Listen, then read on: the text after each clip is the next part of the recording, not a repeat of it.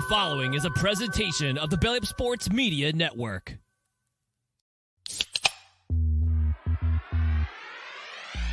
Call yourselves Title Town? Are you kidding me? That's fraud. It feels like a gray area.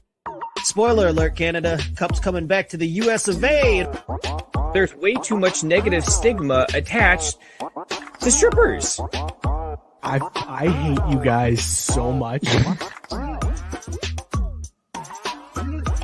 My dog just shit his ass. Hey, everybody, what is going on? It is Tuesday night. That means it is time for another edition of Craft Brewed Sports. I am Mike. With me, as always, is Scott. Scott, how you feeling, man? I'm excited to be here, buddy. How about you? I'm much better than last week. Yeah. There's nowhere to go but up for you from last week. I'm glad to hear it, though. Yeah. It's definitely been a world of difference over here over the last 7 days. A lot more in debt, but everything's good. Everything's going to be fine. Are you glad baseball's back, Scott? Oh, I am. The All-Star break sucks. I hate the All-Star break. Plus, this year, I know, and I was like, man, I know too much about this crap, but I think it was the first time that I can remember in maybe forever that usually they have some like smatterings of Thursday games. Like they start back up games on Thursday. This year, nothing. I'm sitting there like, you mean there's not a single game until Friday? What the F? Yeah, it was not cool on the scheduling side to do something like that to us. Matt Barr saying, good evening, gents. Glad to be back. Good to see you, Matt. Sarah said her work event got canceled, so that means she's here. What's up, Sarah? Hell yeah, fuck that work Rex event. Chiming in saying hello. What's up, Rex? Thanks for tuning in, man. Appreciate you. Mookie is hanging out as well. Mookie, how you feeling, man?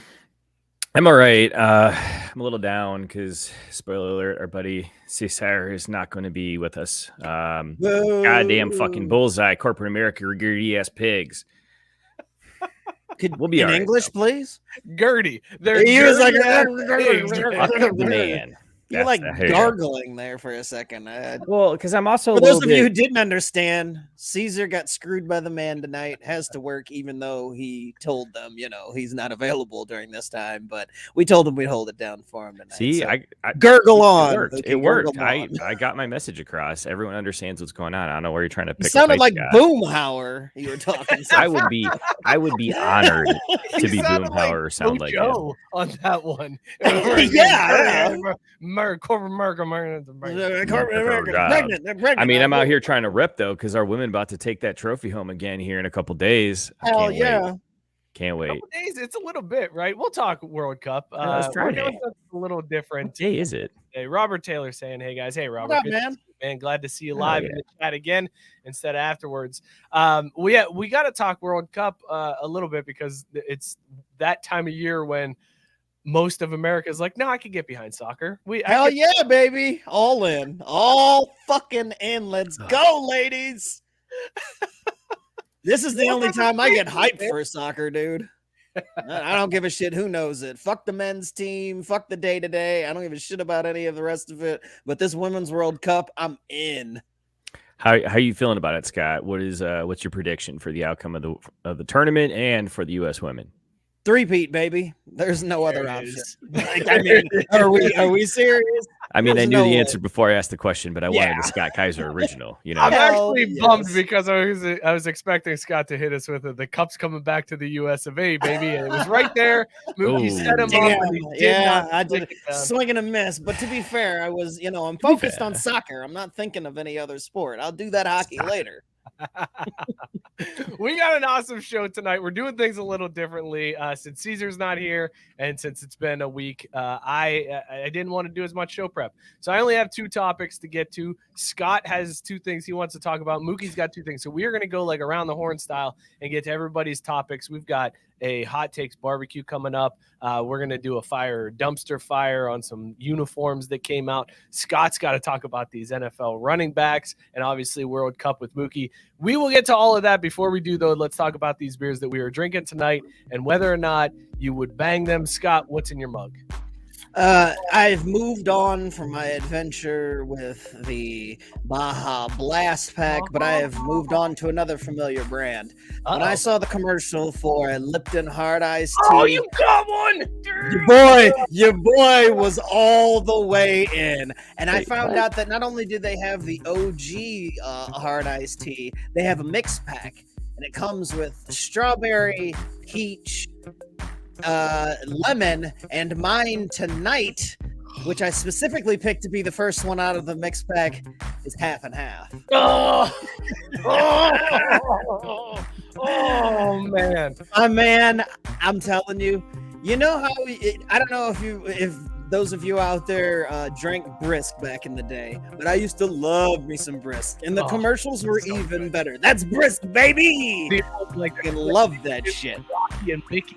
Oh, yes. So good. The best part about this is if you ever were sitting there and were like, I wonder what Brisk would taste like with alcohol in it. They got you, dude. Amazing. I'm fucking all night long, all summer long. This is it. Like, this is marriage material right here. Great friend of the show, Glenn, had sent me a picture of the hard lemonade and was like, "You got to find it." And I was like, "Yes, I definitely need to find it." So I'm so jealous. Yes, well, Glenn and I it was funny because I hadn't talked to him about it. I had seen the commercial and I was like, I'm getting those as soon as I find them. Had looked a couple of places, didn't see them. I'm like, all right, well, last time it took a little bit before our Kroger got them. And then I saw a display case that was empty with them. Like I had just missed them. I was like, oh, fuck. And then that very day, Glenn sent me the picture of his. And I was like, dude, 3 different places. And I saw the display case empty. Well, the next day, my mom was in town. And she stopped at Kroger and they happened to have them. Bought 2 cases. Bought 2 cases. I was like, I'm going to want one for the show. I don't even know if they're good. I'm going to want one for the show. And I'm going to want one just for me. Fantastic. Fantastic. Hank said you were the king of boozy gas station drink. I'm experimenting this summer. Might as well have a little fun. Like, especially if they're going to hook me. If they do a brand that I enjoy, it's like, oh, Mountain Dew? Fucking love some Mountain Dew. Let's fucking try this. Oh, I love Lipton Iced Tea. Like, love this shit. Like, I love that our show, like, the foundation of the show is like, we're going to do craft beers and then we're going to talk sports. And it is morphed into, listen, I got some Lipton Brisk hard half and half. I don't know if it's even considered beer. It's barely a malt. I saw it's a malt beverage is what it's classified as. Yet at the same time, we got Sarah here in the comments. She said last minute join, so it's a wine night for her, a kill for Matt Barr. So to Mike's point, we do all this other random shit after starting as craft beer, but I feel like if you ever showed up and was like, well, tonight we're gonna go with the Cab Sav, you'd be just skewered. But you can do Lipton Iced Tea, and sorry, Matt Barr, that is not a race card for malt beverage. Thank you. Right? Not Try because harder. Try harder. Said it. Like, come on, man. That's weak, yo. That's weak. Mookie, as what water. are you drinking? Would you bang it? I'm gonna be honest. Right now up front, it is an incomplete. Was a little caught up today. Had a lot of going on at the office and whatnot, so I was running home and did not have a beer in the fridge. So I feel like it's not fair to grade this Athletic Brewing Company Run Wild IPA when it's like room temperature. It's not bad, but it's not great. But it's also not meant to be served at like. You went with an degrees. Athletic Brewing Company beer? I sure did.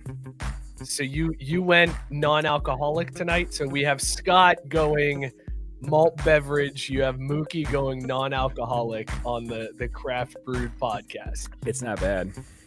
I mean, it sounds worse when you say it like that, though. Like, come on. You want to know a fun fact, guys? What are we doing here? We did a whole month of hard Mountain Dews. Shut up and get off your goddamn high horse. You know it's just craft brewed. Drink whatever you've got available. Hold on, Scott. It gets better or worse. I'm not sure. You tell me. But the Elvis juice I drank last week, also non-alcoholic. So you like played that well. Yeah, I don't know if that's a good thing, bad thing. It's just a thing. Go figure. But yeah, so I still think it's incomplete. I can't say if I'd bang this beer. It's I'm not doing it justice. The can looks great though, so I mean, I'd definitely holler at least. All right, we're gonna go to the. Oh, look at Caesar coming in. Shout out Jason Love. He gave us the fuck the bullseye. If you run out of content, run a dog draft. All breeds are fair. Let's check and see what you guys are drinking in the comments. So as Mookie mentioned, Sarah's got wine tonight. Matt Barr is going Murder Hornet Hazy New England IPA from Strange Ways Brewing here in Richmond, Virginia. 7.5% with heavy fruit notes. I would approach this beer after one of these beers. Robert Taylor saying he's drinking a Mason Ale Works plus Black Stack Brewing's Sunday Beer League, a 9.8% triple IPA. Now these last two, Matt Barr's and Robert Taylor, those are craft beers, fellas. He's saying once again that California has the best breweries in the world. That sounds fantastic. Tank wants to know, fellas, how do we feel about the 19.2 ounce stovepipe cans that the craft breweries are making? Not a fan, man. Listen, Tank, I don't like the taller can. Here's the reason why, Mookie. I need bottle caps. I have a state of Ohio bottle cap map that I've been waiting to fill in for the last 10 years, and I haven't been able to do it because everybody switched to cans shortly after. So now they're just making different cans. Go back to bottling so I can finish this map, and then you can put in whatever you want. I don't give a shit what container it comes in at that point. That's super fair, because at first I was like, Mike, what the fuck, dude? Because at a 19.2 ounce beer, you can say, I'm gonna just have one tonight and open a 19.2 ounce can of beer, and I've never seen these stovepipe cans. They're what all the breweries do, and you get them canned at the bar. Just the Crowler type cans. Yeah, but it's extra tall or some shit. I don't know. All right, so Mookie hasn't been to a brewery for a while. That's what that. I was just gonna say. No. Fuck you. First of all, no, because I get Crowlers at fucking Fretbird all the time, man. Those things are clutch. They are clutch. Crowlers are fantastic. Whitey said he's drinking a Brewdog Elvis Juice, 6.5%. Seems tasteful for a late night in the office.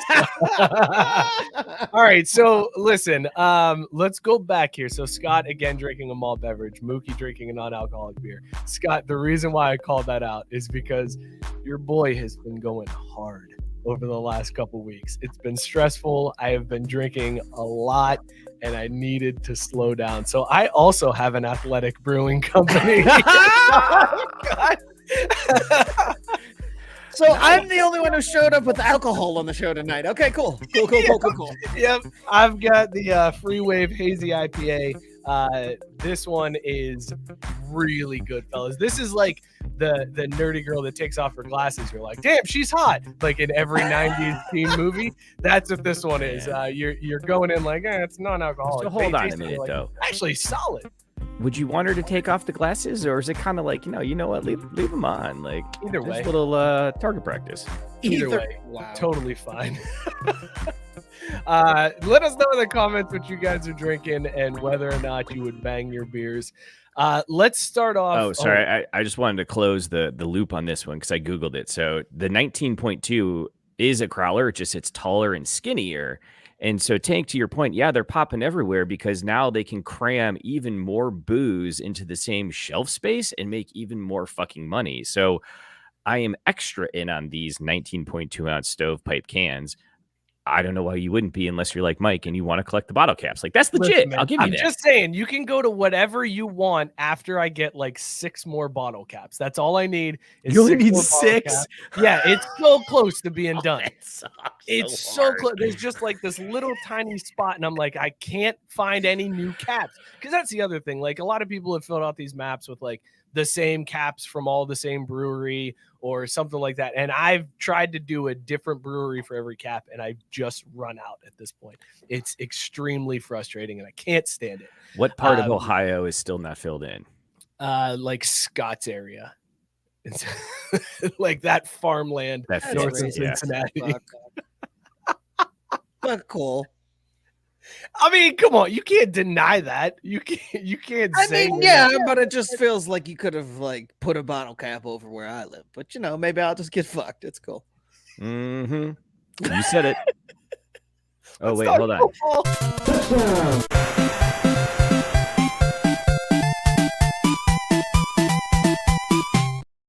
Rex making the race card. I couldn't get it in time, and that was deserved after Scott got fucked. Rex said, I'm sure the breweries have a few bottle caps sitting in a drawer somewhere. They probably do, man, but here's the rule. I have to drink the beer before I can put the cap on the map. I can't just put a cap up there just because it's one that I found and it's unique. I have to have the beer in order for the cap to make the map. Those are my rules. I didn't make them up. Wait, yes, I did. Let's Scott, you were all fired up about these NFL running backs and what's going on in the current landscape as we now have like Saquon Barkley refusing to play under the franchise refusing to play under the franchise tag. Like he's threatening to sit out now. And you've got several guys that are sitting there with no contracts. So how are you taking it from these NFL running backs? Like as you sit there and see all of this unfold, what is going through your mind? Like, what are your thoughts on, because you are very much players, get your money, get what you got. You got a short time, get your cash, fuck the owners. But in this case, it feels like you might be siding a little bit more on that OWG side.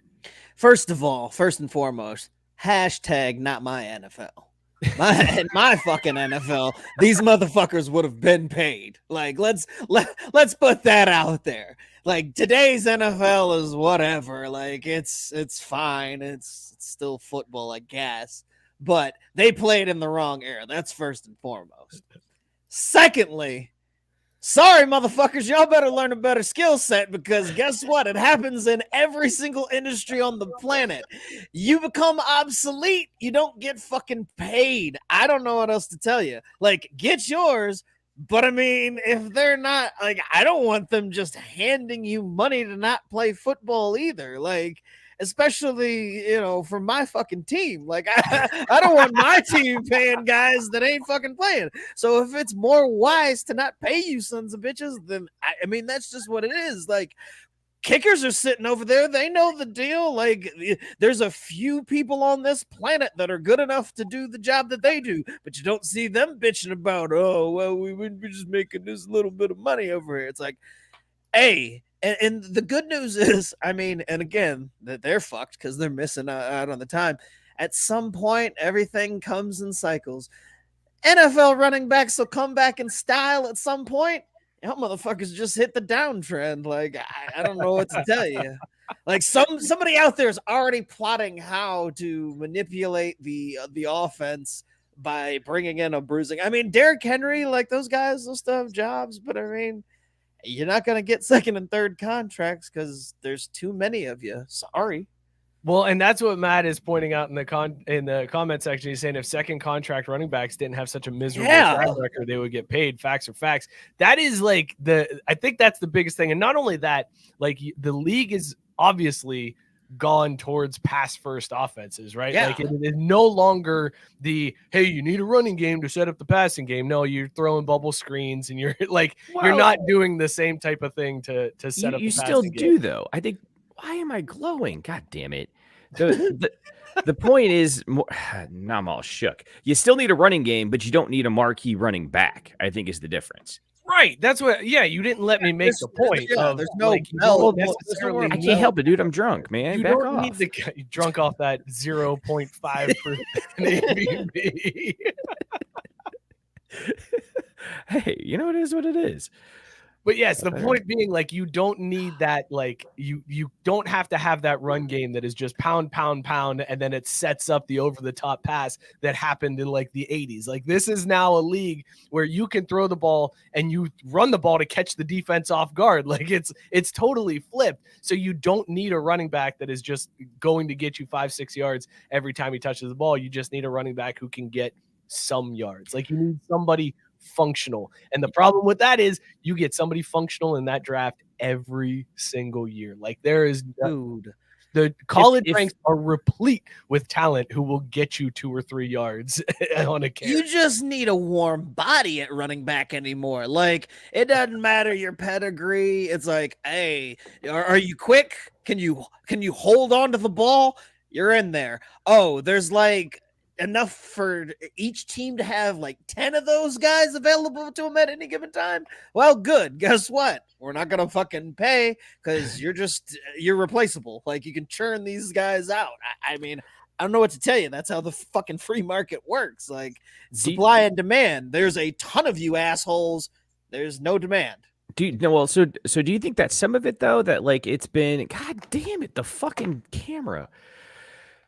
Do you think some of it has been that like teams and coaches and stuff have figured out how to like make a Saquon Barkley, or there's enough talent that there is that high end running back, but there's so many of them? Or do you think it's more that just like they don't matter because, like you said, it's more about the bubble screens and just like running backs aren't going to impact the team that way? Like which one is it? Is it that they got better or that they just don't count? Because the gap is closed. Like if you like, are you gonna why invest in a Saquon Barkley when you can find a dude off the street or in the 6th or 7th round or whatever the hell from whatever the hell school that you can pay the league minimum and like they get hurt at the same rate? Like you're paying Saquon Barkley millions of dollars when he gets hurt. Like if you're the Giants, it might be the first smart thing they've done in a long ass time. Like, don't give this fucking dude guaranteed money for a long term. Like, he hasn't stayed healthy in this short term. Why the fuck would you invest in him long term? And there's another guy who can do what Saquon Barkley has done for much cheaper right now. Like that's the problem. Like there's just too many guys that can do it. Like you know what they need to start doing is what Saquon Barkley should have done is he should have morphed himself into a Lamar Jackson. Because if you could throw the ball just a little bit, the 49ers are going to come a-calling because they're like, hey, you can run the ball. And if we get screwed in the most epic fashion that we've ever seen with 2 injuries to the quarterback in the same playoff game, you can throw the ball on a 7-yard slant. Let's go. Dude, you kind of touched on it, Mookie, because I think that's the other thing that's hurting the running back market in general is the fact that you have more quarterbacks now who can run. So your rushing game isn't centered around, we need this running back because that's the only one that can gain yards on the ground. You have a quarterback that can roll out like Patrick Mahomes he's going to take off. You got to account for him running. You got to account for him throwing the ball down the field. Lamar Jackson, everybody jokes around that he's a running back who can throw the ball, but that's hurting your running backs that are like just running backs who can't throw the ball. Like the fact that the game has changed to the point that like the quarterbacks are way more involved in the run game than they ever have been in the past. It's no longer just the guy that drops back 5 steps and throws the ball. He is now cutting out, he's making runs, he's contributing to the offensive game plan on the ground. Like there's Matt Stanton with the hot take, like, but it's absolutely true. You've got to be a freak of nature. You have to be a Christian McCaffrey where you can do more than one thing. You can catch just as good as you run, or you have to be Derrick Henry where you're just so huge that nobody can stop you and take over. That's it. Those are the only fucking people getting paid right now. The elite of the elite, the unique of the unique. Everybody else, irreplaceable. Scott, I thought you were going to go all in on it there and be like, you need to be like a Christian McCaffrey and be able to run the ball and score, or you need to be able to scramble out and throw a pass for a touchdown like Christian McCaffrey, or you need to be able to change the game on special teams and score points there like Christian McCaffrey. But once again, you left us wanting. And I don't know who this Rex guy is, but I really like him because he agrees with me that he says the game is evolving. You can have a semi-decent back, but you got those QBs who are doing a lot of the rushing now. And I think that's what it's become about more and more than anything else. And Scott, again, like with the Niners last year, fantastic team, top to bottom, but they didn't have a 3rd string quarterback because who the fuck carries that on the roster? But that was the only difference. Well, and think about it too. Somebody was going to get the short end of the fucking stick once you started paying quarterbacks $50 million. You got to cut costs somewhere. Yeah. And it just so happened that the guys who are the most replaceable when you start looking around are the running backs. Like, that's where your money's going. Like, if y'all want to be mad at somebody, be mad at the guys who can throw the ball really well, because even if they're half decent, they're getting paid all of the guaranteed money. Thank Deshaun Watson and the Cleveland Browns. Yeah, there you go. That's a better one. Thank Cleveland. Dude, Joe Mixon just took a $3.4 million cut so that he didn't get released. Like, this dude, and he had no choice. He had no. Damn it, Robert. They were like, you will play for this amount, or you won't play at all. All right, well, fuck. I guess I'm playing for that amount. Boom. That's it. The conversation's over. Robert Taylor kind of scooped me here, saying kickers are more valuable than running backs these days. I said it, and I was going to ask you, Mike, as a Bengals fan, because this might hurt, but would you rather have a stellar top end running back or Justin Tucker?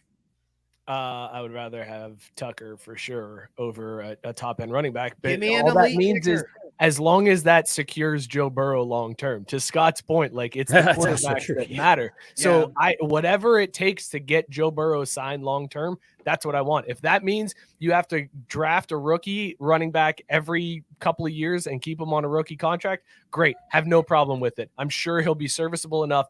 If you get Burrow and that wide receiver core together, great. I don't give a shit. Plug in whoever you want at running back. I don't care. League minimum. The Niners just got clowned. The Niners just got clowned in the draft because they took a kicker so high. But there's analytics that backs that shit up. They'll pick up running backs off the street, but if you need an elite kicker and you need them for cheap, like it's not something to scoff at anymore. Like if guys start going in rounds that they've never gone before, like you can't just have a whatever fucking kicker. If he translates, that's the one thing that I think would raise some eyebrows. Also, I want to ask. I would never raise eyebrows because I don't know what the fuck those are. Mookie is hammered off of that 0. Oh he's my god! More tonight than what he does when he's actually drinking. What's happening?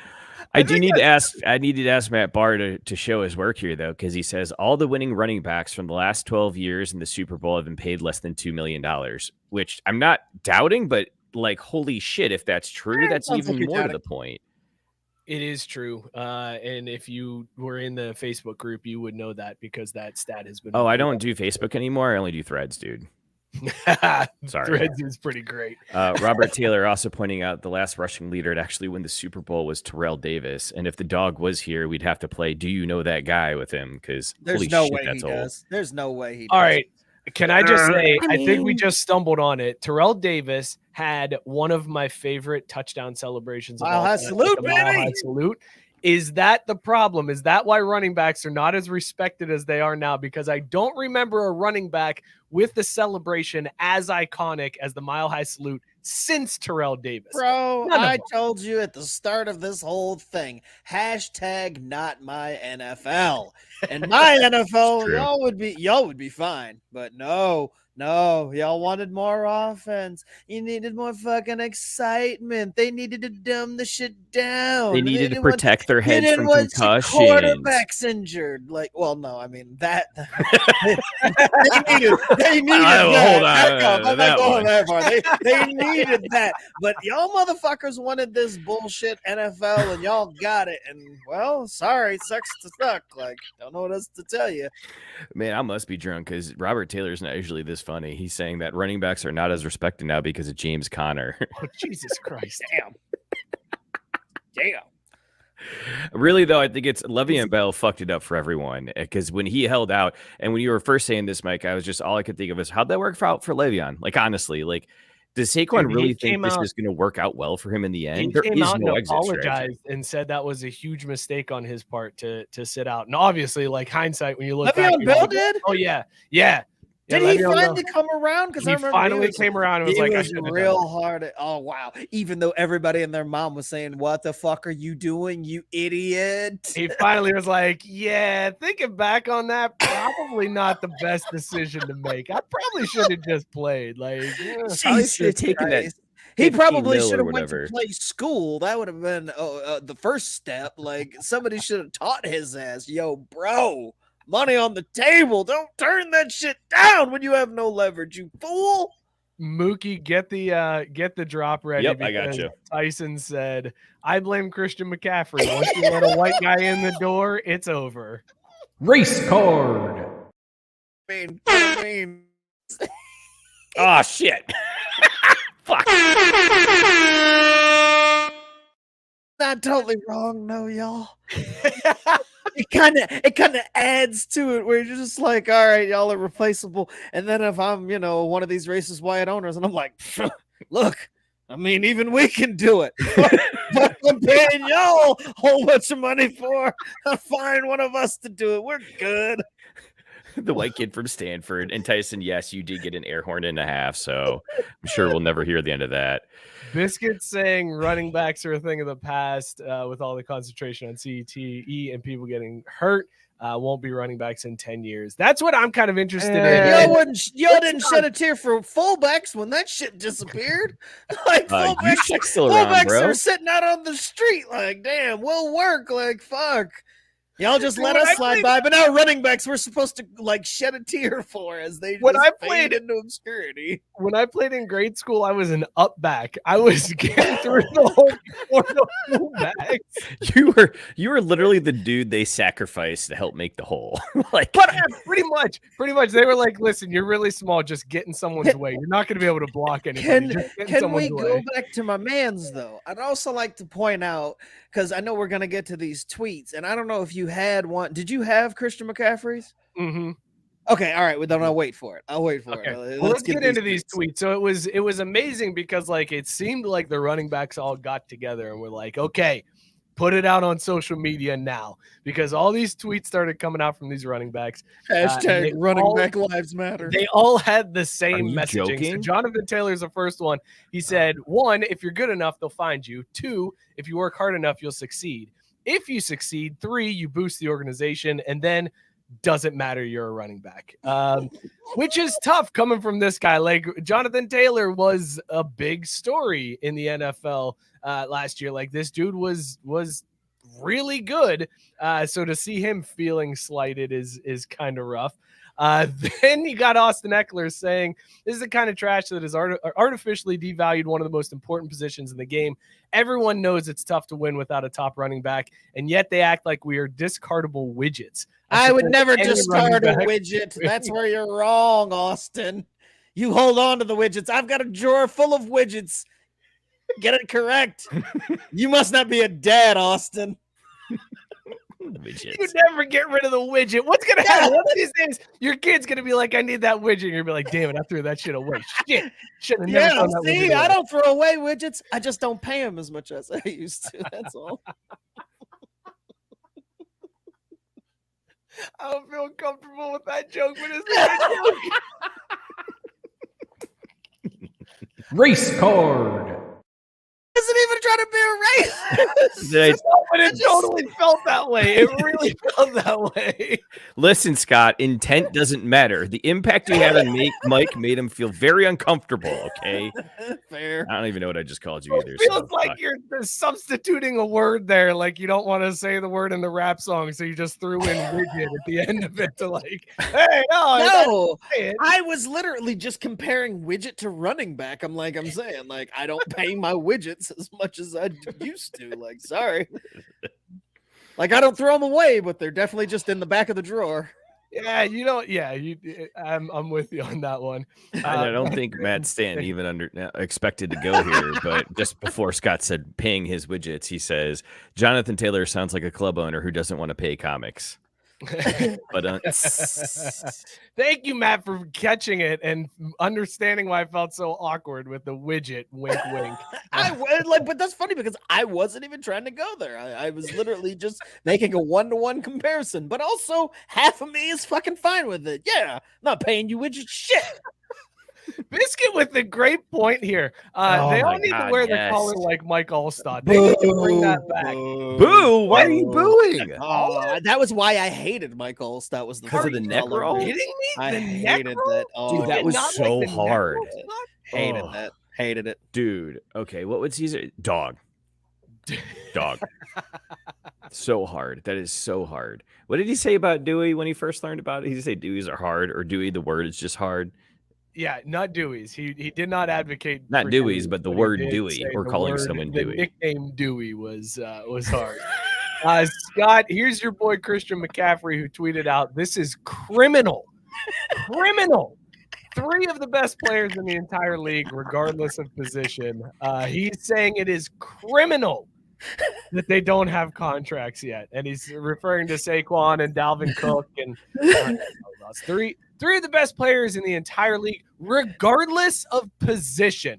Okay, hold on, Christian. Hold on. We talked about Justin Tucker earlier. Very well be great running backs. I don't know if a running back makes the top 3 in any position in football. Like we can't say that any running back makes it into the top 3. Is that a fair assumption? No, because it'll be quarterback in the top three. Sorry, You might be able to say Aaron Donald. You might be able honestly, to honestly, in there. okay, fine, whatever. Well, yeah, well, you might be able to, but I guarantee you, like, you probably wouldn't see a running back until somewhere in the teens at the earliest. It'd probably be Christian McCaffrey. But that's why when I was going through all these tweets and seeing the people that were responding, I'm like, yeah, okay, whatever. And that came into Christians, and I immediately busted up laughing because my man's I imagine he was tweeting this while lighting a cigar with $100 bill because he's already signed his fat ass deal. Like, he's already getting fucking paid. He's like, damn, y'all. It is such a shame that y'all motherfuckers ain't making his ass was rich before that. Are you joking? If it was me, I'd pay you, but shit, these owners, they tripping, dog. I feel for you, but I gotta go. I gotta be at the golf course soon. I'll see ya. Like, how hilarious of a response is it from the dude who already has the mega deal? And he's like, hope y'all widgets get your money.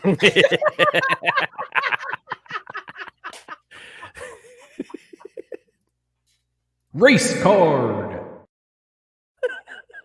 And Matt rightfully pointing out widget with the hard T. Yeah, it's the hardest of T's.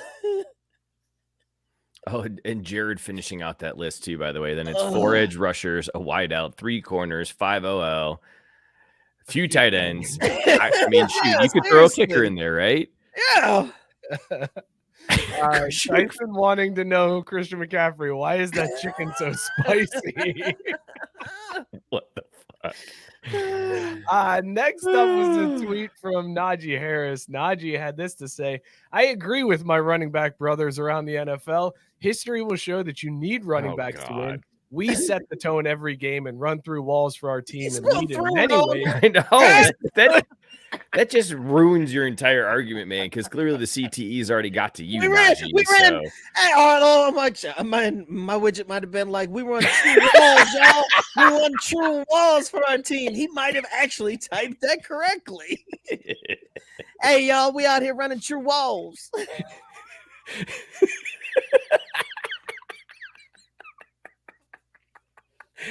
This promo is going to be lit this week. Race card. It's about that.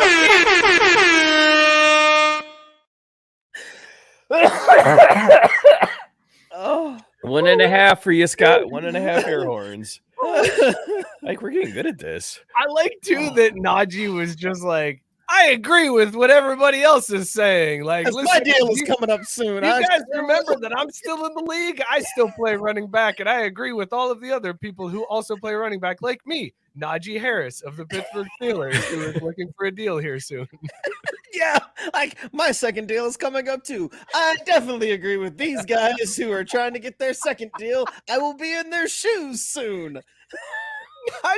Najee's felt like those ridiculous testimonials from the lawyer commercial. Oh my God, yeah. Stan took care of my family. We running backs are what the league is built off of. We run true walls.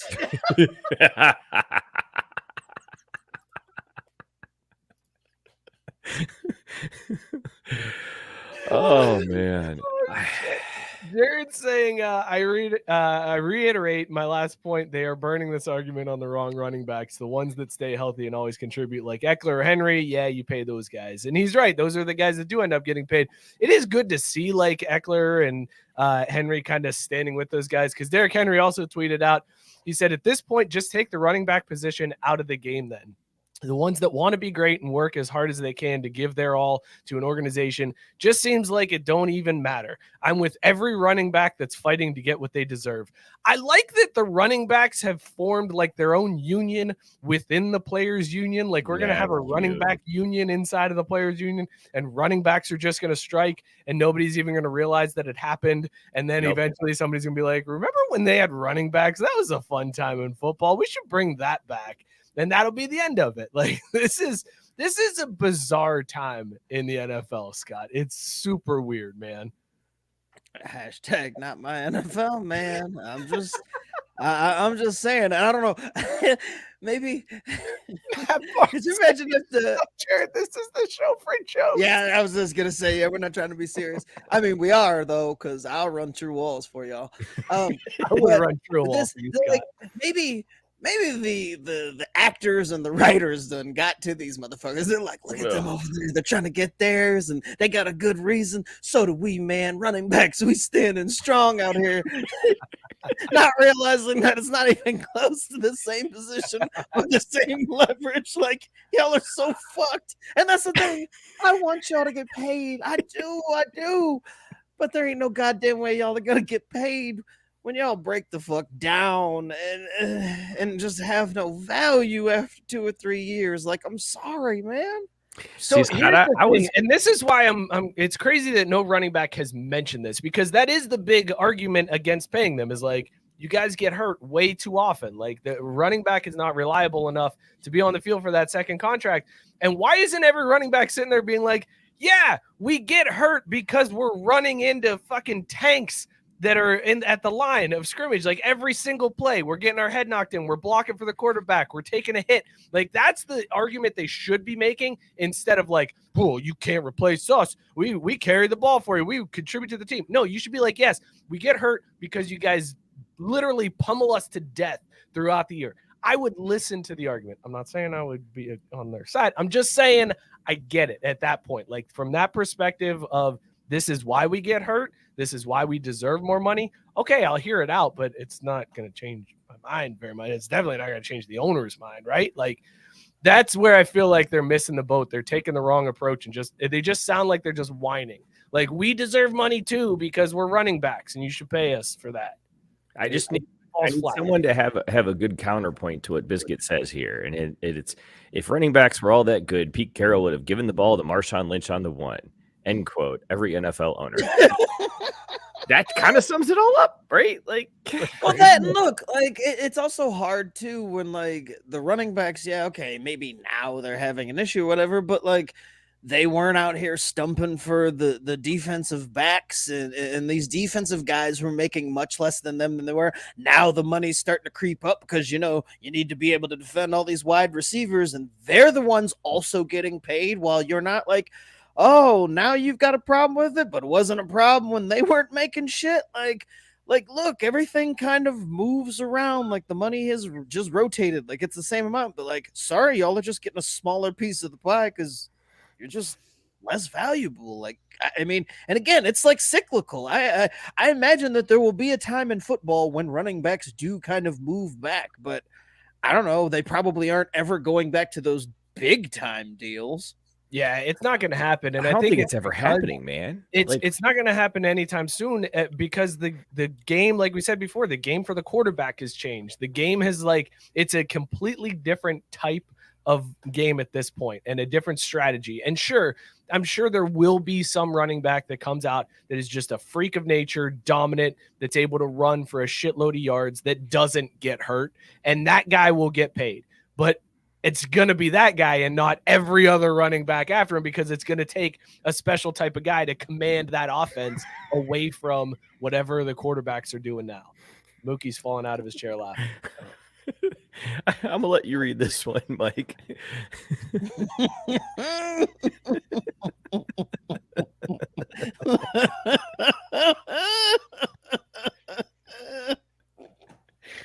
Pass.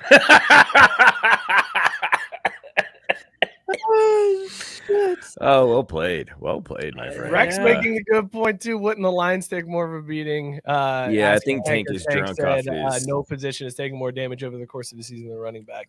Absolutely, the argument could be made for the big uglies, but they also have it's a different size. Like, when you're talking, they're getting like micro concussions every single snap. Like, I don't want. So are running backs. So is everybody on the field. I was just gonna say, so are all NFL players. Like, yeah, football players are getting micro concussions on every single play. Like that. See, now you're devaluing the micro concussion, and I won't stand for that bullshit, motherfucker. All right, let's do a quick shout out. I'm bummed because Caesar isn't here, because he does the best at these for our friends over at Countdown. Good Lord, Joe, lower that music. That's a lot. Let's give a shout out to our friends at Caldera Lab. Caldera Lab has what you need. It's a proven routine. It's going to make you look younger.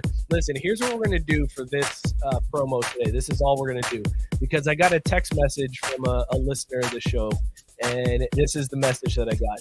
I went out on a limb and got the Caldera shaving lotion. I'm sold. Never found shaving cream, gel, or lotion that didn't dry my goddamn skin out until this. That's all you need to know, folks. That's an actual text message that I got from somebody who listens to the show. Caldera Lab is where it is at.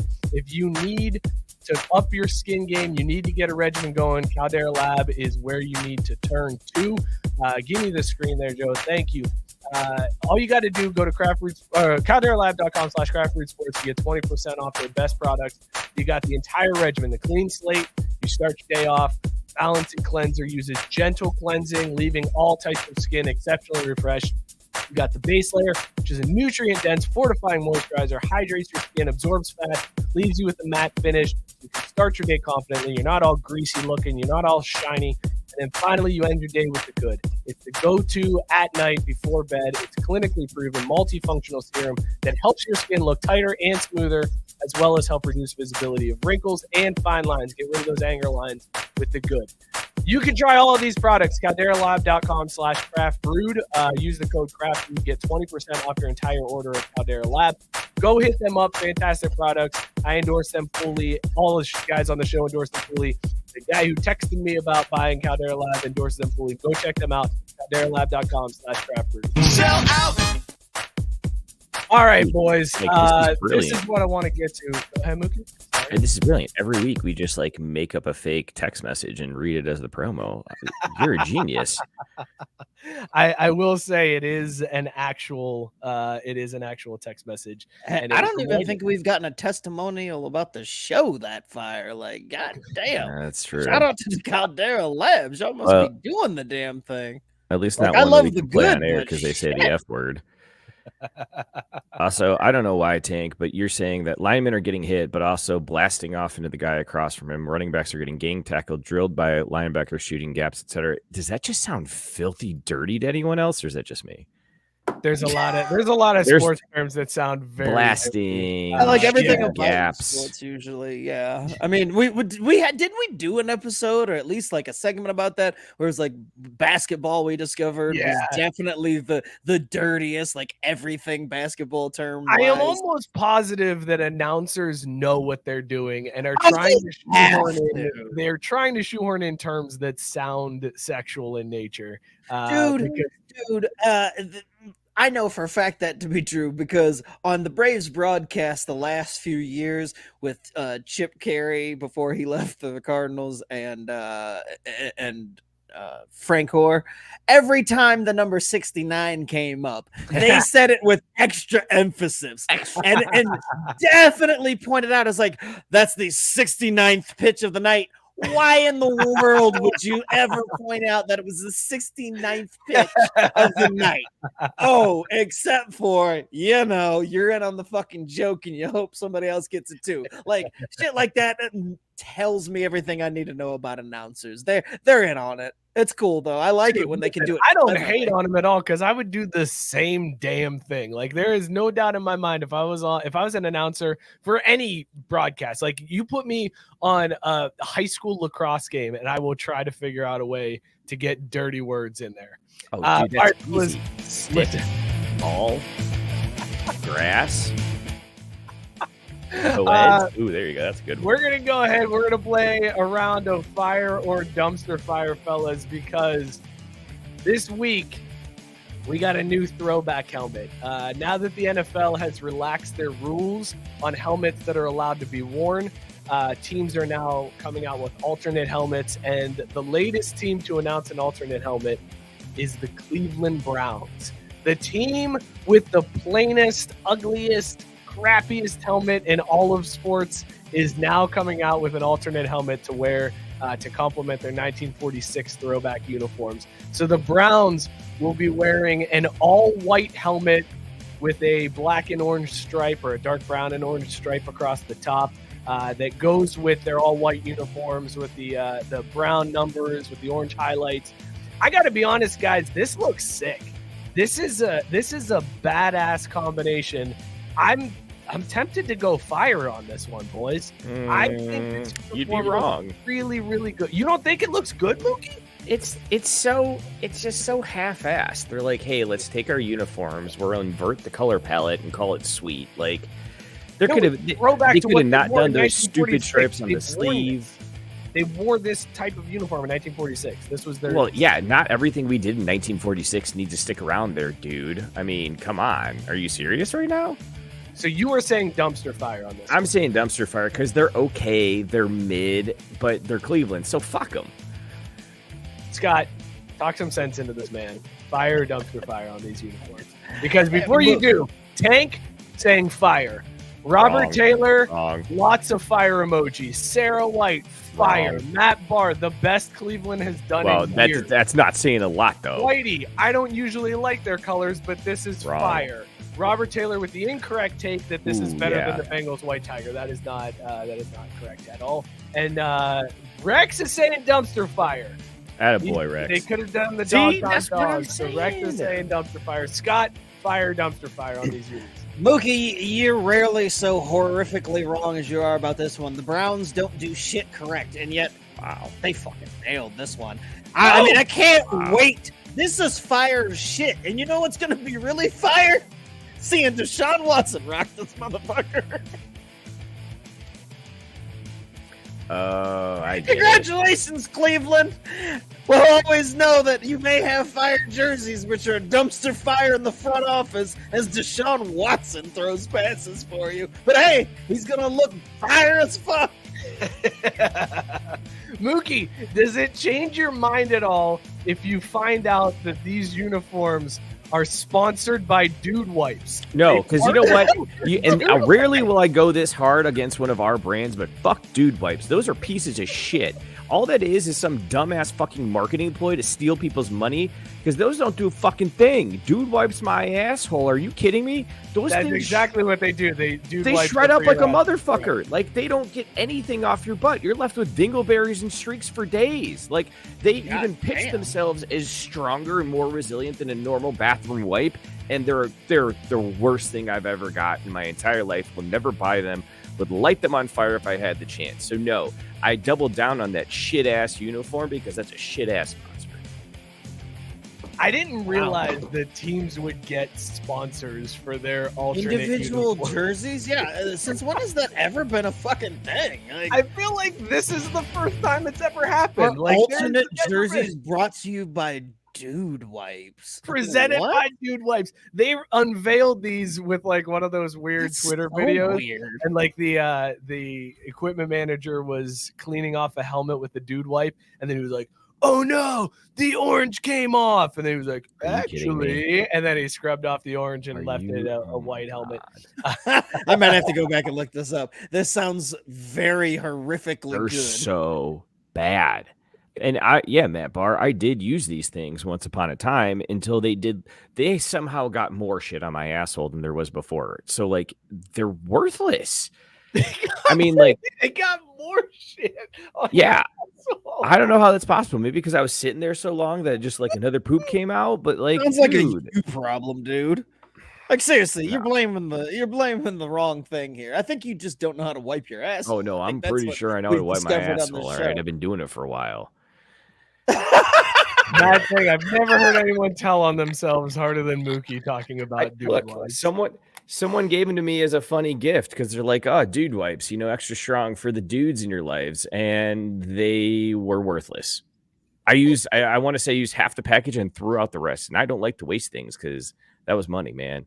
Dude Wipes helped Joe Hall across the country, okay? Joe Hall walked across the country with a stroller and a boatload of Dude Wipes. That's how that man, like, showered, okay? So I will not sit here and take your Dude Wipes slander. But Tank Dude Wipes might do a great job in letting Joe take a shower on the road, but they do not do what my butthole needs after I have one of those Taco Bell nights. So don't really care. Sorry. Tank said he doesn't like the sponsorship. Once those unis get muddy in a rain game, Twitter is going to light up. That's very true. All right, let's see. Where should we go from here, Scott? What's your next one is baseball, right? You want to go to baseball next? Yeah. All right, let's not bail out of football then, because I've got some hot takes that we need to throw on the barbecue. Mookie, did you have any football topics you wanted to cover tonight? If we don't get to mine, it's perfectly fine. Like I'm good. Just keep doing what we're doing and rolling on. My football topics involve an actual sphere, not an oblong object. Okay, cool. So tired. Such a washed response. Like, yeah, okay, we know we're. I mean, what else? I guess I could have just said like, no. Let's not act like a condescending asshole. All right, fine. Well, Mike's trying to get the thing queued up. I was trying to buy him sticking with football, and we're gonna go take a little hot take barbecue. It's been a while since we've done one of those. If you've never seen it before, this is where we throw some hot takes on the grill that have been posted online or said in an interview or whatever the case. We don't rate the take. We don't care about the take, and we just want to know how hot is the take. Is the take scorching? Is it cooked? Is it charbroiled, or is it rare? Okay, we just want to know how hot the take. We don't debate the take. We don't talk about whether the take is right or wrong. It's literally just, is the take hot? All right, so let's get into our first hot take. I got two of them, you guys. First one comes from New Carolina Panthers running back Miles Sanders, who said in an interview, we got a very, very good young quarterback that's being mentored by a very, very, very good quarterback, a future Hall of Famer, Andy Dalton, who I have a lot of respect for. Miles Sanders.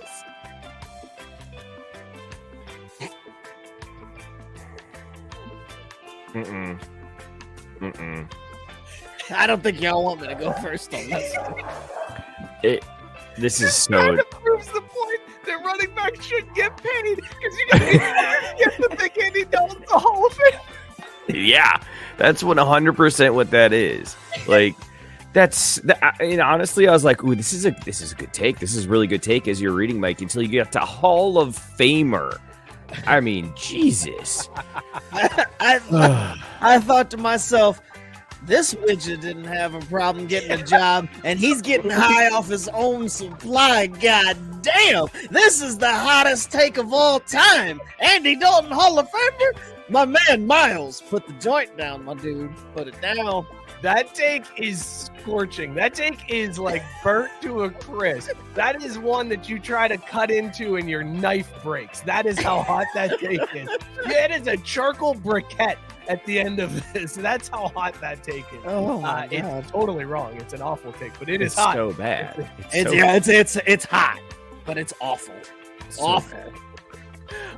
Tank said, all right, let's see. Matt Barnes said, this is so well done that my ex-wife would think it's overdone. Sarah's saying that cow is still mooing. So I think Sarah, remember just how hot is the take. Is the take hot? It's literally just look at the take itself. JB wants to know, how bad of a player do you have to be to think that Dalton is a Hall of Famer? That's a good point. You've got to have all of the CTE to think that Dalton is a Hall of Famer. Like, you've got all of it at this I don't get it, dude. Like, on what fucking grounds? Like, honestly, like, he hasn't amassed enough stats to be considered for that. He never won like a passing title or anything. Did he? He never won a playoff game. I think he got to the wild card once. Like, God, it's not even close to a Hall of Fame. Not even. Oh, you know what? Tyson hit it. I think is what it is. He's a ginger Hall of Famer, not a football Hall of Fame. Ginger Hall of Famer. Yeah. Even Tammy didn't stand by her man that goddamn hard. Holy shit. Tank said the Burning Monk on the Rage Against the Machine album cover isn't this hot. And Rex saying the cow is still in the pasture. Again, Andy Dalton in the Hall of Fame. Yes, that is a poor take. That is mooing.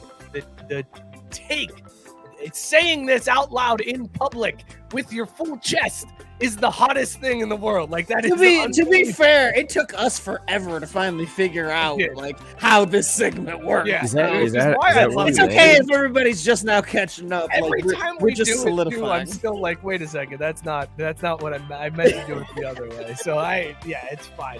All right, next hot take that we have on the barbecue. If you tuned in last week, you heard me accidentally put Justin Fields in the top 5. Oh, boy. Because he was just another black running quarterback. But go ahead. Yeah, basically. Yeah, one of them wedges. Slip of the tongue. I told you. Flip of the. It's been a rough couple weeks, man. Okay, I've been staying hammered. But anyways, they interviewed Justin Fields, and they asked Justin Fields to name his top 5 rushing quarterbacks of all time. All right, top 5 rushing quarterbacks of all time in no particular order. Dude. This is what you're already here. Well, because if his response isn't Justin, this is dumpster fire. Here is his. It's okay. Wrong game, Mookie. That's fire, dumpster fire. This is Hot Takes Barbecue. Get the I game just saw right, flame. okay? You know, These are the top 5 rushing QBs according to Justin Fields. He said in no particular order, and this is the order that he delivered them in. Michael Vick. Got no qualms on that one. That's actually a pretty cold take because, of course, Michael Vick is in that. Cam Newton. Still pretty cold take. Right? You guys in agreement? This hasn't heated up at all yet, right? no. Lamar Jackson, also. This take is very rare. There's gonna be one that just What is this fucking idiot gonna floors us. do? Like I can't believe He's gonna put John Elway at like one, Next isn't name he said himself, Justin Fields. I knew what I was just gonna say. He's gonna Rushing call himself. quarterback of all time, fellas. Justin Fields is counting himself in that list. And then he thought really hard and he tried to come up with a number 5. And I feel like Justin Fields went with the token and said Steve Young. He just threw in Steve Young at the end of it. He did. He went with the safest fucking call there. He was like, all right, if I'm gonna be brash enough to say my goddamn self, who's a really good white running quarterback? Steve Young. I got it. Like, hey, my man's smart because he was like, Vic, my man's Dylon, and Steve Young. But you know, I gotta make sure that y'all know that I'm one of the 5 best of all time, goddammit. At this point in my career already. In fact, if y'all listen to Craft Brewed Sports, I'm top 5 in the game right now. So there's no way that I'm not top 5 of all time. Shout out to Mike Burlock. I would give this take like medium rare. Like it's a medium rare take. It's not super hot. The top 3 are accurate, and then then it just fell apart. Like, and I'm not even saying like Steve's great, but again, it definitely seems like he was just like, let me check this box so that somebody can't That's say exactly something. what it was. Like they're gonna think I'm racist if I say 5 brothers, including myself. Like, I can't go all widgets with this. I'm not.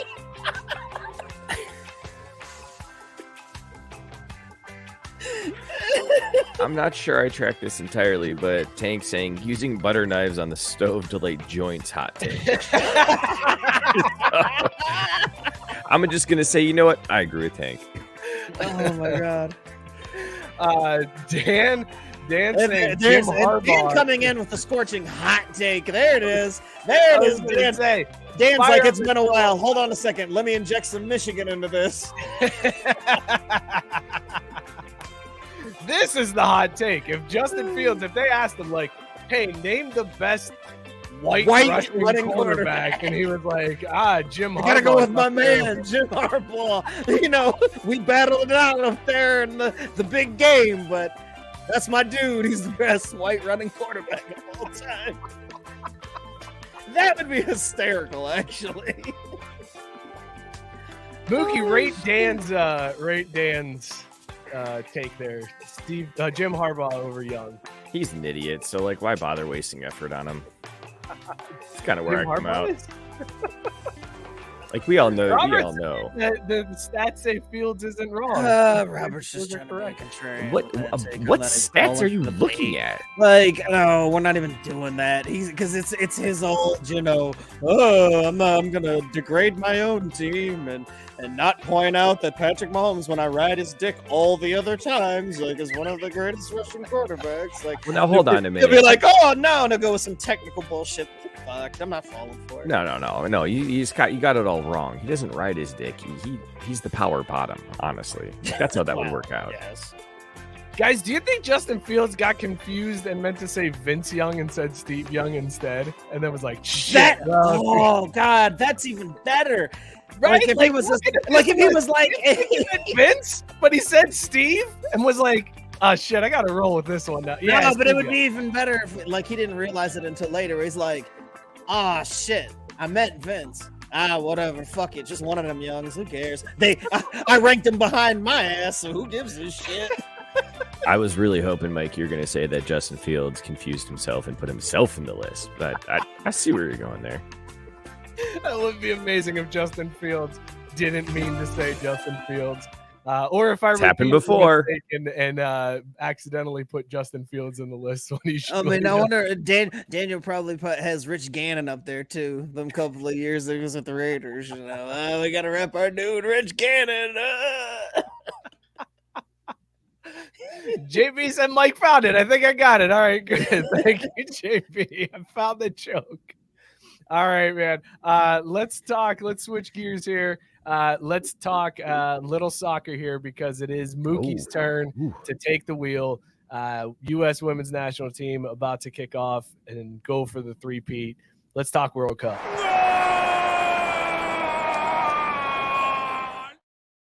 Mookie, this is the time of year where, like, even people who say they don't like soccer are going to tune in. So you have to feel as a soccer fan very excited that people are going to be behind your sport for at least a couple weeks, right? I am. I'm nervous, though, because it's one of those things where, again, I think the U.S. women have they're a little bit of a victim of their own success, right? Everyone just expects them to win the title every year, which they probably should. Again, they've got one of the more skilled squads, but there's a lot of questions going in the tournament. And, you know, it's one of those things where I always worry if we don't show up and take it all the way to the title game that people are going to tune out and they'll be like, oh, yeah, this sport does kind of suck. But I think the good news is the over-under on the first game, I would put at 9.5 because we're playing Vietnam to open our group play. And I'm expecting that to just be a thrashing. So if nothing else, that'll be a good introduction. Friday night here in the States, 9 p.m. kickoff. We're going to put in a bunch of goals, and hopefully that helps build the ladies' confidence into the later stages. But yeah, it's like Christmas, Easter, and another Christmas all rolled into one. So I can't wait to see it kick off. And the exciting news is we're going to get to watch a lot of it because we don't have to fake like we're working during the matches. That's a good point. Timing does work out. JB saying wrong World Cup, Mike. I disagree, JB. I feel like people get more behind the Women's World Cup than the Men's World Cup. At least stateside. Yeah, I'd say so. People in the U.S. will watch the Men's World Cup and they get up for it, but they really get up for the Women's World Cup because there's success to be had. Like, we're used to seeing them do well. So there's one thing U.S. likes. That's a goddamn winner, motherfuckers. Yeah. We can ride a bandwagon like a son of a bitch. Speaking of which, Tyson pointing out that Mexico won the Gold Cup in the Conky Cafe, which I think is fantastic to put it, and asked, what do you think Caesar would say? To which I reply, 1, 2, 3, 4. It's like he's just right here with us still. Fantastic. Sober Mookie does great at the board, guys. Like, this is the best Mookie's ever handled the board. I'm impressed. You might have to go sober every show, Mookie. I mean, hey, it's sacrifices I'll make if we get picked up and syndicated, man. Well, there you go. He's not giving takes on uniforms, I guess, because his shit was wrong. Come on, dude. That shit is so base. Like, fuck that. They could have tried to at least suck harder. Also, to Sarah's point, like, the women go out there and talk big shit, and they fucking back that shit up. I mean, I'm signing up for anything when somebody's out here fucking stomping on the British and doing a sipping tea celebration, a fucking stun on them. Like, Alex Morgan is my girl, like, for many reasons, but man, I still remember that shit. Like, I'm getting behind anybody that can brag on something and fucking back it up. Hell yeah. And to build on Sarah's comment, again, 69 minutes in, and we're not off the rails. What is happening? I don't know, Sarah. I couldn't tell you if I tried. What's happening. This is why we're not off the rails. 2 of us are drinking non-alcoholic beer. 1 is drinking Lipton Brisk hard iced tea. Like, that's what's happening. And Caesar's fucking stuck at work. Like, to just round it all out, like, just to really bring it on home there. That's what's happening here today. I gotta be honest though, guys. Like, I am getting more and more sold by these non-alcoholic beers. Like, that one wasn't this bad. is not the crap like non-alcoholic beers It is that not. they made back in the day. Like it tastes like a hazy IPA, and it's only 70 calories. Like you can help the Dick V by drinking these instead of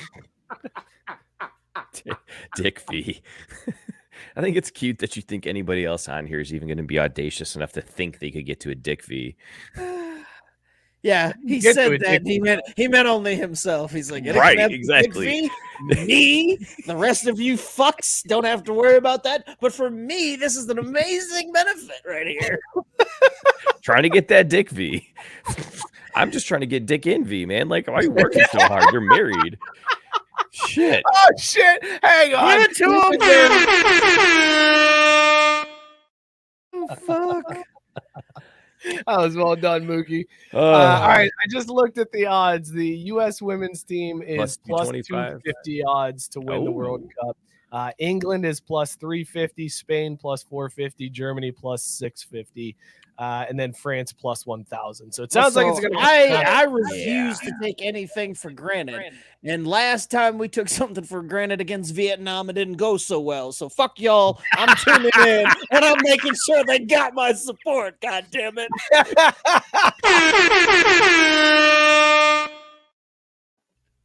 Well said. Because, we like to go historical jokes on them in this bitch. Right? God, the things Caesar would have been learning today, too. First with Terrell Davis, now with the Vietnam conflict. You know what? You know who we need to have explain Vietnam to Caesar is your fucking dad. Papa B dropping bombs on Caesar about Vietnam's real history, I think would be fantastic. I would love to get a show together where it's Papa B and Caesar just talking to each other. Like, doesn't have to be about sports. It could be about anything. Just have those two have a conversation. That'd be great TV. JV's trying to rain on parades with remembering the Olympics. We ain't talking about the fucking Olympics, god damn it. We're talking about the World Cup. Nobody gives a shit about the Olympics in between. We wouldn't give a shit about the Olympics if we won FIBA all the time in basketball, but we're talking about the World Cup, god damn it. We only cared about basketball in the Olympics is when we fucking lost. Exactly. Then we freaked the fuck out. We're like, nope, Mike, we got get on back here. We need you.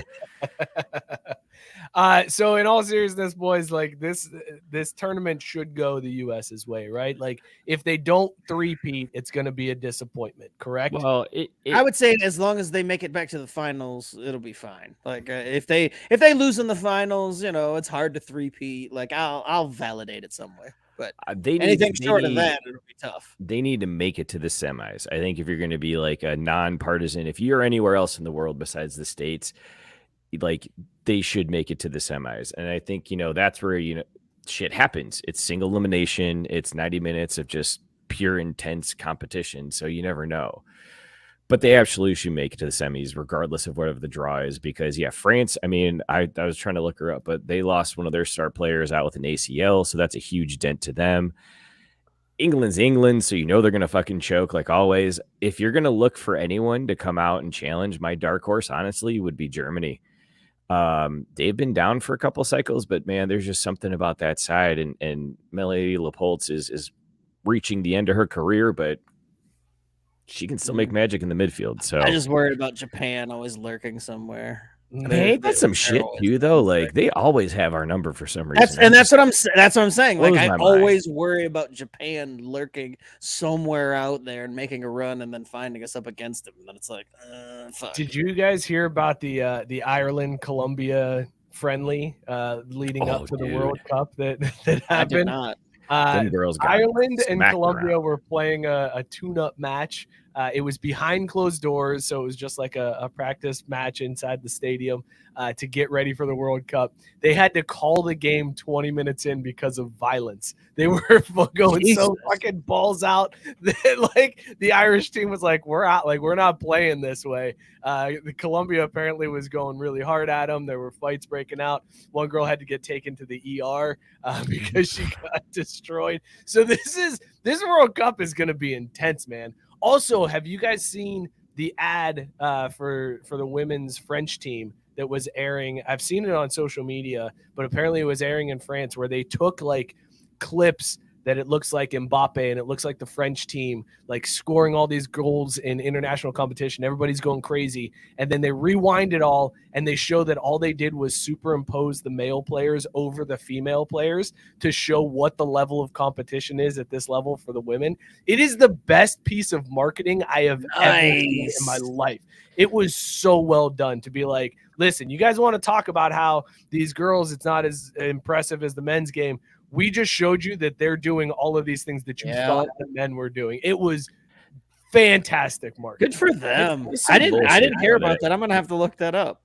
It's it's like, why does it take that? Why does it take putting a man's face on them to make people appreciate the athleticism and skill? Like, yeah, but like, why can't we just look at it equally? They are honestly, there are I times do. I I mean, there's a ton of people that don't, but I do. Like, I was gonna say, if they play good games, like, listen, and soccer is a little bit different than some of the, like the basketball thing. It's still like, I mean, I'll watch USA basketball for women, but again, like, it's just the game is slightly different, right? But soccer, to me, it's 1-to-1. Like, it's the same shit. Like, and I'm seeing them compete at the same level, and our team's doing way better. Like, fuck, it's an easy get behind. Yeah, but it should be easy for everyone, Scott. God damn it. Stop making such coherent arguments about soccer. There's a bunch of sexist ass wipes. That's all it boils down to. I was going to say, Sarah said because the world hates women. Like, that's basically what this comes down to. That's the short answer. And JB, I think JB rightfully pointing out it's not the same game, just appreciate it for the differences. I do think there are differences between the two, but I think it's a better game because you don't have all this bullshit that comes on the men's side because flopping. Right, you have more space. You have more of that pure tactical and technical approach to the game that to me is just fascinating. But of course, there's not enough goals and it's boring and slow and blah blah blah. So get fucked. Tyson, you can get fucked too. He got you, the motherfucker. He got you. Tyson, Mookie's not going to do it, but I will. Let's move this man. Here you go, Dick. 1.5. Boo this man's too. So you're at even.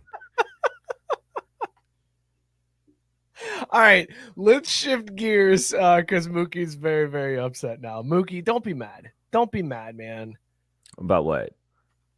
I mean, Tyson sucks. Like, that's just stable state. Like, I'm not mad about anything. I'm looking forward to it. And Daniels, you're right. Like, women do play a more fundamental sport, and it's not the same game. But, like, that's part of what I appreciate about it, especially after reading about some of the history of soccer and how all the tactics developed and formed. Like, that to me is part of it that's so exciting. But it gets lost on the men's side because they're just like, oh, well, look at that guy just fucking flop all over the place like a little bitch because they've run the beauty out of the game on that side of the fence. So that's why I get mad that women don't get the recognition for playing the game the right way, except for in Brazil because they still flop like bitches, which isn't sexist because I call their men bitches too, by the way. And also, as Caesar would say, remember, consent is important. Oh, wow. Good call. All right, let's awkwardly transition to baseball. Here's the pitch. Oh, shit. Scott, you wanted to talk Ohtani and all the trade talk and the rumors for Shohei and where is he going to end up, and is he even going to get moved? No. Nope. Okay, so we're on the same page because I'm sitting here thinking all of these scenarios that get thrown out. Everybody's like, "Oh, Shohei, they should trade for Shohei. They get Shohei." Like, no matter what, nobody wants to give up what the Angels would ask for potentially a 3-month rental. Like, this dude is signing somewhere after this, and it's not necessarily the team he gets traded to. Like, unless you can get him. You know why? Because Shohei Ohtani is not a running back. He is not a widget. He is the cream of the crop. So there's not going to be any shortage. In fact, he's so fucking good. Nobody knows what the fucking value is. Players' money. Nobody has any fucking clue. He's that goddamn good. there's no way he gets moved. Like, there's nothing. Like, what do you do? Gut your franchise? Like, do you give everybody, like, what's an acceptable price? Like, I've heard all sorts of like things, random sliding scale. It's like, oh, X amount of MLB ready players plus X amount of prospects. And I'm like, but there's different levels to all that shit. Like, there's no way. I can't fucking believe it. Dude, plus, Artie Moreno doesn't want to fucking give up the money. Can you imagine, like, that would be the first time in MLB history where the trade goes down as the worst trade in team history for both teams. Like, no matter if the Angels trade Ohtani, doesn't matter what you get back for him. You were trading Wasn't worth it. arguably the greatest baseball player we have ever seen play the game. Doesn't matter what your return is on him. You are losing that trade. And then on the other side, you trade away your entire system to get 2 months of Shohei Ohtani, and then he signs with somebody else. And you probably don't win the World Series because there's no guarantee there. Like, you do all that, and there's no guarantee that you win shit with them. It goes down as the worst trade in both teams' histories, and then he ends up signing with the fucking Mets or some bullshit like that. So, like that's where I could see it coming together, though. And I was going to ask you too, because you're, not only you the Baja Blast fans, but you're also the baseball fans. More Baja Blast, but go ahead. And Baja Men, not on that matter. Couldn't you see, though, like the Mets or the Yankees or someone going in on a trade because that's a way they can cap how much they have to pay him, and they're not bidding against each other in the he's a free market? agent at the end of the year, so there is no cap. They would if the Yankees and Mets, they're not going to go after him in a trade because they would have to sign him. So they but that's what I'm saying is, like, what couldn't they go after him in a trade and say, hey, we're going to negotiate with Shohei before we do the trade? So then the trade goes through, they sign the extension. But his agent has already said we're not negotiating, so it doesn't matter. Like, they can do whatever they want, I missed and that part. they will then have exclusive negotiating rights to him for like a month after the season ends. But that's literally all they fucking get is an extra month of exclusivity. Otherwise, they don't get shit. Yes, like, he's free to sign everybody. Why is this all the fucking news? Shohei, this is probably the only time in his entire career he will be a free agent. He has every incentive to go to free agency just to see, because he's got to be just like the rest of us, like, how much am I really motherfucking worth? Because, like, I don't even think he could probably, like, no, like, they can boo out of those numbers, like, fucking, I saw somewhere where it's like the Angels probably don't have much of an incentive to trade him because he's literally, like, for the 2 months, they'd miss out on $24 million on not having him alone. Like it's for 2 months. It's insane. Like, this dude he's going to break records with how much money he's going to get in free agency. Everybody knows it. There is absolutely no way he doesn't test free agency. Yeah. He's not going to sign with whoever he's traded to just because they traded for him. And then beyond that, if you're a team that wants to sign him, you're not going to trade away all of your assets in the hopes that you get that 1 month to negotiate before everybody. Like, you would then have no farm system, no supporting cast for him. You turn into the Angels. Like, you would basically at that point. Nobody wants to be the Angels. So they're just like, nah, I'll wait. I'll keep what I got here, and then we'll talk. Right. And that's exactly how this whole thing will play out. Like, all the speculation means nothing. It's going to be a bidding war between, 3 clubs, maybe? Yeah, pretty much. Yankees and Mets, Padres. No, I don't even think the Mets aren't that cash anymore. The Mets aren't even in a place to be bringing in a Shohei. That's the thing. Like, they're like fading. They're a fucking dumpster fire. So they're not even in a spot to, like, being able to justify bringing them. No. I mean signing him in the free agent market. Like, let's get past this season, because clearly that's not going to happen. Signing him's a like, little who different. can even afford him? It's not necessarily about who can afford him, because, like, according to pretty much everybody around Shohei, he likes the idea of being on the West Coast because it's only an 8-hour flight to Japan, and people in Japan can see him play at a more reasonable time. Like, there's a lot more factors than just how much money. So it's like, you can pretty much eliminate most of the country east of California. Like it's like Seattle and then all the California teams. And then you start eliminating them based on how they compete and all that shit. So Seattle's in the mix. Caesar is going to be really... See them rise. Excited. See us rise. See us rise. See us rise. He always says the hashtag. That seemed mildly racist, though. I'm glad that we're on this. It did seem mildly racist. Okay, good. I'm glad it wasn't just me. Said it. Race card. Just trying to be like my guy. Damn. I said my fault that mildly being Polish racist. doesn't come with any fun things to reference, dicks. It does. You've got tons of jokes. I mean, if I'm not here and you use like you try to mimic me and you're like, I'll run true a wall, I'm gonna be really fucking pissed, man. I'm gonna be really fucking pissed. I'm just letting you know, if you ever use the word true when doing an impression of me, it's gonna be really fucking racist, and I'm gonna be upset. We're gonna have to have some conversation. Scott, you need to tone it down. You're turning on the listeners. reaction Dan Daniel's said, I having, hate like- baseball, but Scott talking baseball is so sexy with the fire. I feel like we need to order him a hooker or It's something. fucking true. Actually, it got for a little bit there towards the end. I was like, God damn, this show's getting too real. Like we need to go back to talking about something ridiculous. I'm actually spitting facts. Tell us your fireworks story. We need to get the fireworks story before Oh the show boy, ends. what is this? Well, we don't have all the time in the world, but short version is Take your time. Take your time. short version is that fireworks got fired, and like the direction of the people I was sitting there, like the neighbors were like spent a ton of money, had this big ass display. Like we had people come over from all over the neighborhood to watch this thing. And there were a couple of misfires like in the middle of the display. And I was like, oh, okay. And I thought to myself, I've seen this story before. Like, let's, hang out. Well, then probably about 5-10 minutes later, there was another misfire and it came right in the direction of it. It ended the show.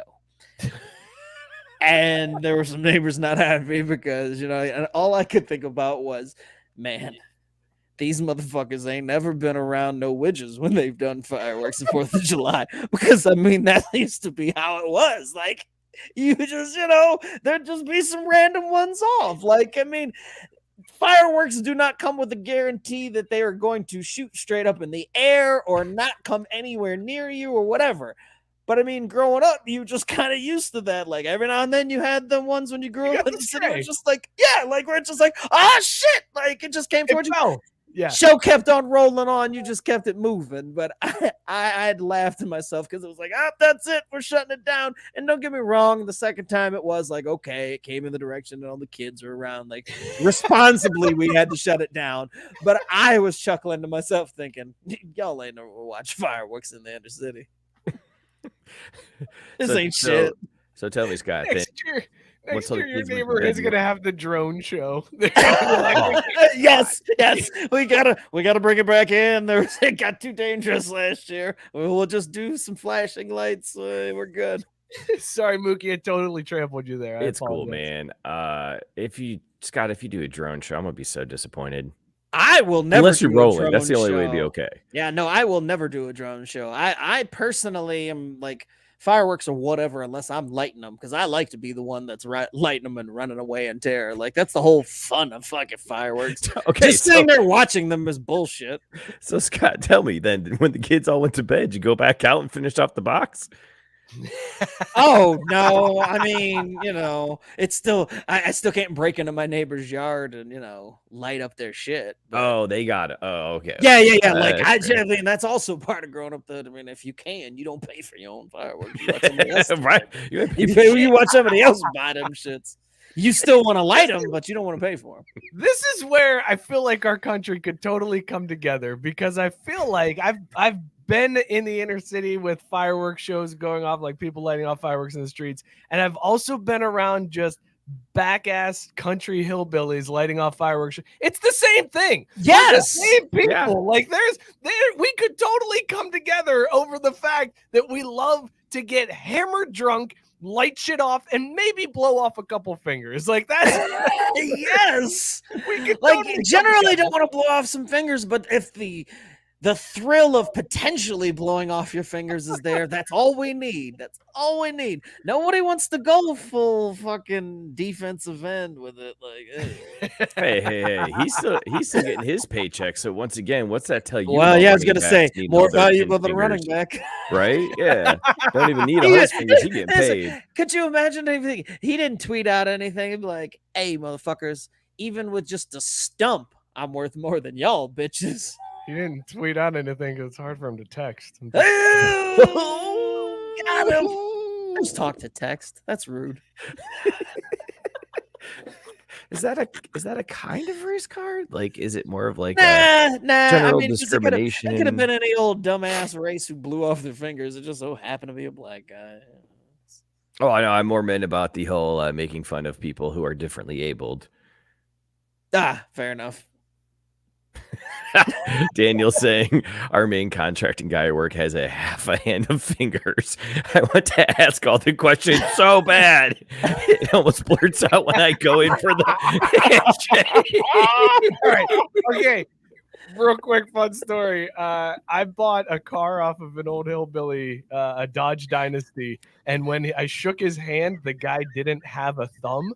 So it So you like slid all the way up his there was no like thumb hooking in, like there was no, and it was I had so many questions, but I knew that car was gonna run fucking great. Oh, if you're buying a absolutely. car off a guy with no thumbs, that car is gonna be fucking choice. There is no doubt about it. And then it died like 3 months later. Like,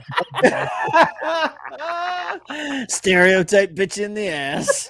I was like, Oh, I hated a bitch when they don't work. check the belt. There might be a thumb in there or some shit. I don't know. Mookie, did you have a second topic you wanted to cover tonight? We're low on time. I know your second topic was you were missing Caesar. Well, that was that, and then I was gonna go motherfucker of the week with the center official at the FC match this last weekend, but What?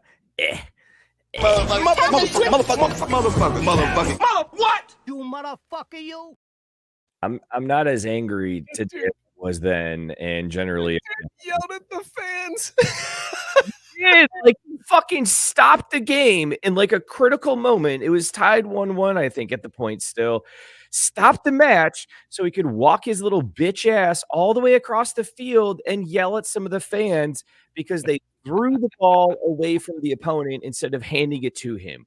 To which I say, fuck you, dude. That is literally the definition of home field advantage. Like, get fucked, because there's also 2 other balls 5 yards on either side of the guy because they have extra balls all around the fucking field for when the ball does something crazy, like, I don't know, goes 20 rows up in the stands and you got to keep play fucking moving. This guy was such a fucking cunt. I swear. The best was the fan looked right at the guy and just threw the ball to the side, like never broke eye contact and just dropped the ball off to the side. It was so good, dude. And and I will say though, is kind of again, not to get too soccer talky or whatever, but FC's new signing who came over for I think $8 million or something recently, played in the end of the match. Mike's cracking up.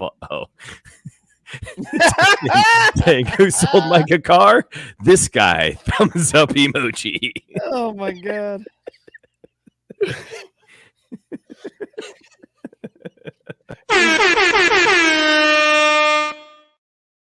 Who's got 2 thumbs and sold me a car? Not that guy.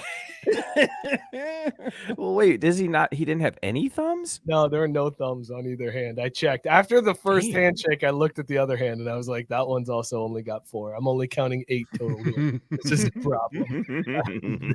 Where did those little piggies go? They went to the market, never came back. No, sir. They got by them fireworks. Oh, but yes. Fuck that ref. He was that amazing. ref was the best. The FC Cincinnati still won. It doesn't matter. Oh, that's what I was going to say, though. Our new signing scored a goal, not a meaningless, I mean, basically meaningless, to put us up 3-1 at the end. But my favorite part was their goalie had to run all the way out on the field to try to score on that last-minute corner to tie it up or whatever. FC wins the ball, carrying it down the field. Goalie's sprinting back like crazy. Like, we're all cheering for him to shoot the ball in from 50 yards. They tried, it got blocked. Then FC's guy gets the ball, dribbles in, and scores on the keeper. And I turn and say to the guy next to me, the best part about this is that motherfucker's going to have to watch that shit on tape. Meaningless goal, didn't change shit in the game, but he's going to have to watch on tape his ass getting megged in the 97th minute for no other reason. And yeah, fuck that ref. It was a good time and top of the table. Let's talk about these beers we were drinking, and we'll rate them on the scale. Would we bang them? Scott, what was in your mug tonight, and would you bang your beer? I was drinking Lipton hard iced tea, half and half, 5% malt beverage, fucking delicious. Would marry, would bang all summer when we first met. It'd be the best summer of our lives. So is that technically a John Daly then, since it's a half and half, or is it? Yeah, but they didn't call it a John Daly. Well, I mean, yeah, I guess it would be a John Daly and not an Arnold Palmer, but they didn't call it either. They called it half and half, which is why I started with it. Because I went for the joke. I was gonna say they couldn't call it a John Daly because Race card. He definitely did, because he would have pulled the card earlier. I think Mookie just got the joke now after you explained it, Scott. I don't think I heard that part earlier. Maybe I don't know. You whatever. definitely missed it. That was definitely what I was going for. Well, Scott, I can't help it. I was friggin' blacked out for my delicious Athletic Brewing Company Run Wild IPA over here. Absolutely would bang. I think it would be much better cold, but even at room temperature, it wasn't bad once you let it breathe a little bit. So that's a good one where you always go back to the well. Tried and true, absolutely would bang this Athletic Brew that I think Mike might have had a sibling of. I did. I sure did. I had the Free Wave Athletic Brewing Hazy IPA. 0.5% ABV. Oh my God, I'm knocking the microphone over because I'm that hammered from this Wasted beer. I'm hammered. It's great. Listen, I know people dunk on non-alcoholic beers, but honestly, like if you want to take a break, if you need to detox a little bit, this is the way to go. I would absolutely bang this beer without a doubt. Tank chimed in here, a Wrench Hazy IPA by Industrial Arts Brewing Company, 7.1%. He said he would bang. Thank you for that. Fellas, this has been, as Sarah pointed out multiple times, the most on the rails show we have ever done. I don't know how I feel about ever, but it's definitely the most on the real show we've done in a long time. Dude, even the DeMar Hamlin episode, we went off the rails after we talked serious shit. Like we were very serious, and then it was like, okay, great, dick and fart jokes, and then it went off the rails. This was fairly put together the entire episode. I don't know how to shower. Feel dirty. I need a drink. Yeah, you do. Thank you guys so much for tuning in. We really appreciate it. It was awesome to see new names chiming in the comments, and of course, all our old favorites that were chiming in and showing us some love. So thank you all for tuning in. Be sure to follow the show at Craft Beef Sports on Twitter, Instagram. We're on Threads too, so go hit us up there. Subscribe to the YouTube channel. We got tons of content coming up. Your boys got press passes for the basketball tournament this weekend. We can't use, but we got them, and we might use them. So stay tuned for that. Also join the Facebook group. There's tons of great stuff going on in there. All the people you saw commenting tonight are in there and sharing fire memes and making jokes. It's a good time to hang out. Really, the only reason to be on Facebook is that group. Make sure you subscribe, rate, review wherever you get your podcast. It helps us out more than you know. And subscribe to the YouTube channel too. Throw a like, throw a thumbs up, hit that bell, because that's going to help us spread this show out to other people who might not see it normally. Shout out Belly Up Sports, bellyupsports.com. Tons of great content there, and tons of great stuff on the Belly Up Sports Media Network. Go hit them up, subscribe, and review all those shows. We will see you guys next week. The dog will be back. Cheers, everybody. Theo Widges. I believe that we will win.